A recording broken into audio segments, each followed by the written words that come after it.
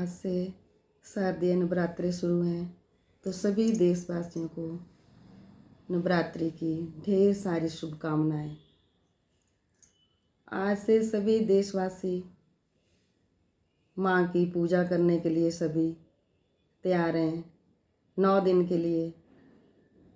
लेकिन मेरे मन में ये आता है कि जब हम नवरात्रि में इतने उत्सुक होते हैं माँ की पूजा करने के लिए, 9 दिन के लिए हमें होता है कि हम व्रत रखेंगे, उपवास करेंगे, पूजा करेंगे, पाठ करेंगे, उस माँ को रिझाने के लिए, खुश करने के लिए। तो मैं इस समाज में, देश में ये देखती हूँ कि हम माँ तो सभी में विराजमान है।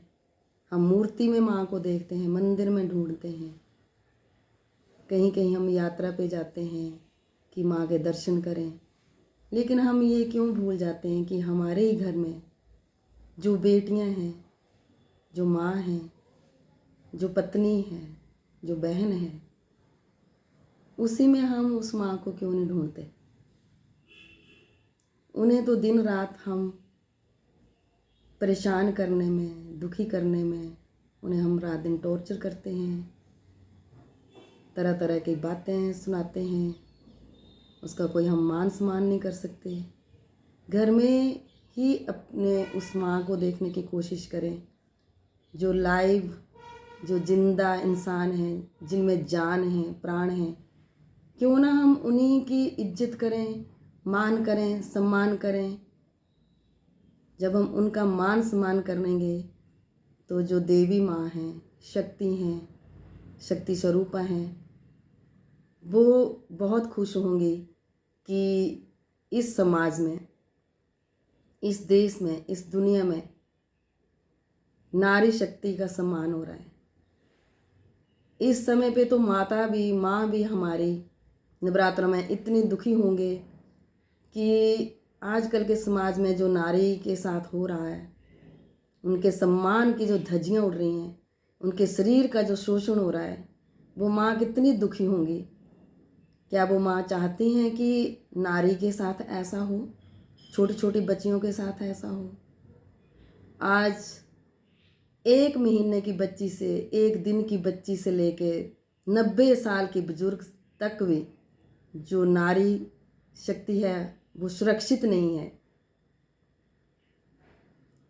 तो हमारे समाज को, हमारे देश को, हमारे देश में रहने वाले नौजवान को ये सोचना है कि नारी का सम्मान कैसे करना है। अपने ही घर में अपनी माँ, बहन, बेटी, जो भी नारी शक्ति है, छोटी से लेके बड़ी तक, उसका सम्मान करें। तभी हमारी जो ये पूजा है, व्रत है, उपवास है, ये हमारा सफल होगा। माँ को रिझाने से, माँ को फूल चढ़ाने से, माँ को दूध, दही, शहद चढ़ाने से माँ खुश नहीं होते। माँ खुश होते हैं अच्छे कर्म करने से, किसी को दुख ना देने से, नारी का सम्मान करने से, तब माँ खुश होते हैं।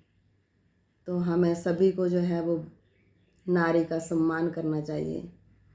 सभी को लक्ष्मी चाहिए, सभी को विद्या चाहिए, सभी को अपना ओहदा जो है वो अच्छी पोजीशन चाहिए। तो लक्ष्मी के लिए, सभी को लक्ष्मी चाहिए तो लक्ष्मी की पूजा करते हैं। धन चाहिए तो लक्ष्मी की पूजा, विद्या चाहिए तो सरस्वती माँ की पूजा, कहीं विजय चाहिए, शत्रुओं के ऊपर विजय पाना है, या अपने बॉर्डर पर जहाँ हमारे नौजवान खड़े हैं सीमा पर, वो भी माँ की पूजा करते हैं कि हमारी जीत हो, हमारा देश जो है वो तरक्की करे। तो वो भी भवानी माँ की पूजा करते हैं। तो फिर हम नारी का सम्मान क्यों नहीं कर सकते? शक्ति के बिना कुछ नहीं है। शक्ति के बिना तो शिव भी अधूरे हैं। अगर शिव से भी छोटी ई की मात्रा को हटा दिया जाए तो वो सब रह जाते हैं। शिव शक्ति, तो शक्ति जो है वो शिव में ही समाई हुई है, और उन्हीं के ये सारे रूप हैं शक्ति के। तो नारी का सम्मान तो भोलेनाथ और कृष्ण जी से सीखना चाहिए। उनसे भी हमें शिक्षा लेनी चाहिए कि नारी का कैसे सम्मान किया जाता है। नारी का सम्मान तो रावण ने भी किया था। उनकी आज्ञा के बिना, उनकी परमिशन के बिना उनको टच नहीं वो कर सकते, उनको छू नहीं सके थे। इतना तो उस जमाने के रावण में भी इतना उनमें था नारी के प्रति कि किसी की परमिशन के बिना किसी को छूना नहीं चाहिए। वो इतने ज्ञानी थे, लेकिन एक बात के कारण ही उनका जो वह अंत हुआ।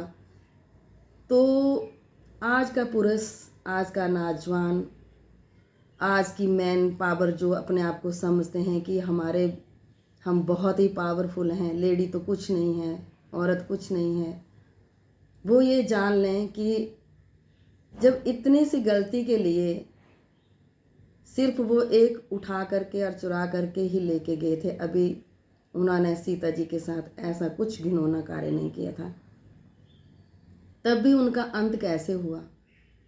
तो जब आप लोग इतना घिनौना कार्य करते हैं एक औरत के साथ, एक बच्चियों के साथ, एक बूढ़ी औरतों को भी नहीं छोड़ते हैं, तो आपका हश्र क्या होगा। गीता पढ़िए, गीता में सब कुछ लिखा है कि कर्म इज बैक, कर्म तो वापस आते हैं।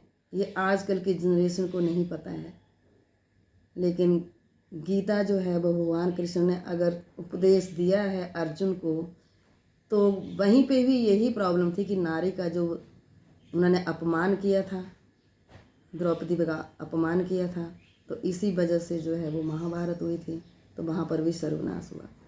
तो हमें कहीं ना कहीं इतिहास पढ़ना चाहिए कि नारी का सम्मान बहुत ज़रूरी है।